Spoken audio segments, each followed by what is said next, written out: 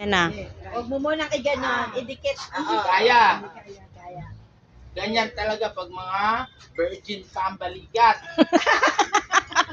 Straight, lambot.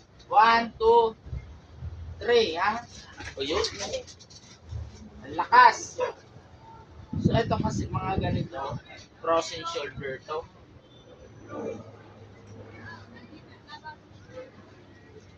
Hoy! Wait lang! O si... Pasok mo nga. O yun, pasok na o. Yun. Pasok na yung utong. Okay na? Ang galing. Oo.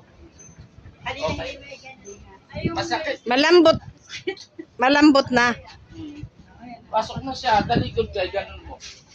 Ayun na nga, oh. Ipapakita mo nga kay Ate Beth.